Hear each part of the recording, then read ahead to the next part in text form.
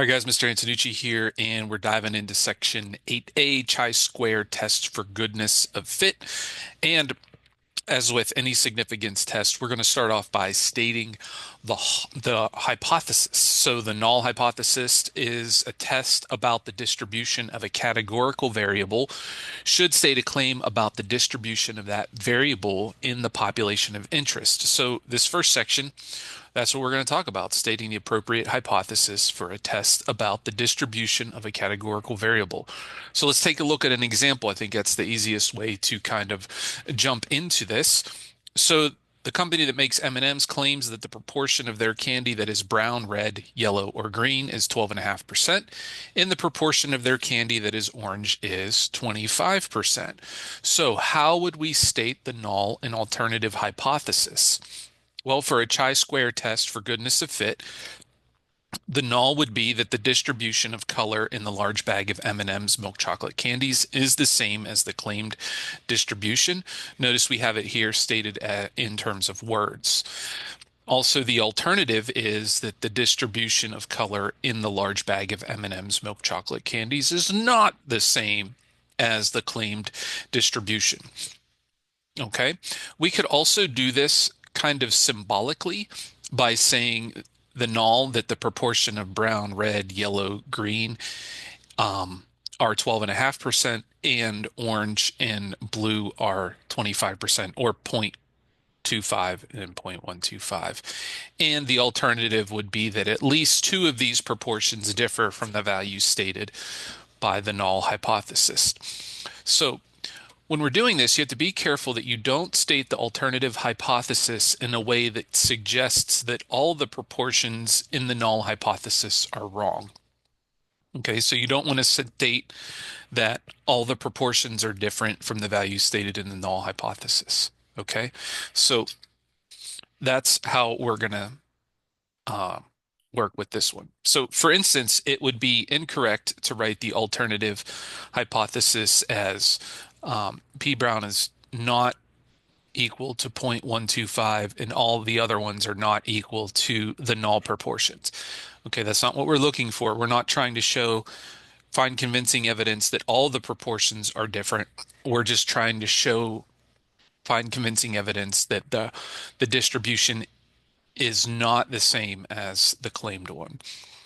So let's go through an entire example here. In his book Outliers, Malcolm Gladwell introduces the idea of relative age effect with an example from hockey. Many NHL players come from Canada because January 1st is the cutoff birth date for youth hockey leagues in Canada.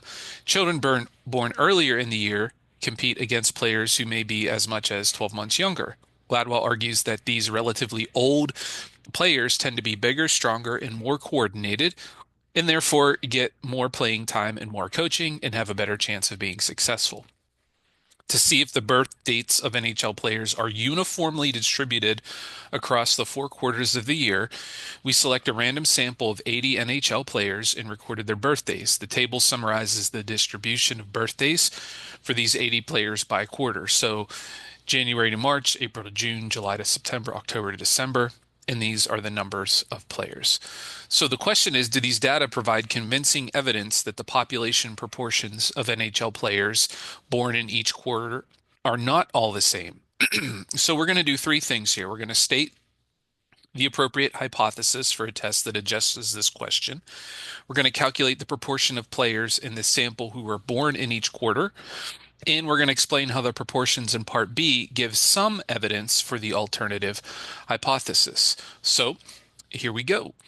The null hypothesis is that the population proportion of NHL players born in each quarter are all the same. And the alternative is that they are not all the same. Okay. You would not want to say they are all different. Okay, because that would imply that none of them could be the same.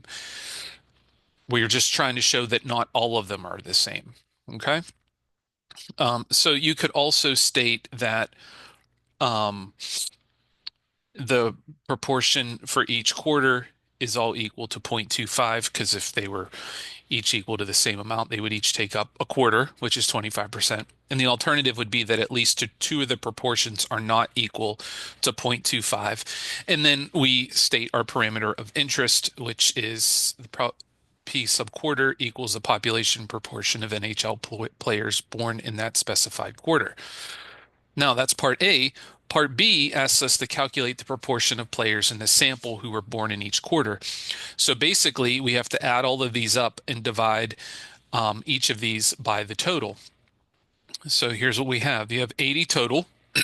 So 32 out of 80 is 0.4, 0.20, 0.25, 0.15. So those are the observed proportions from our sample.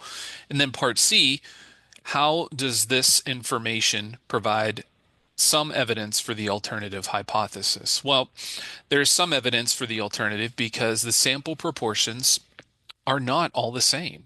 Okay. And that's all we were looking for. Now, I don't know if they're different enough to provide convincing evidence, but we at least have some evidence that the sample proportions are not all the same. All right, guys, that's it for this one. Hope that was helpful. Take care.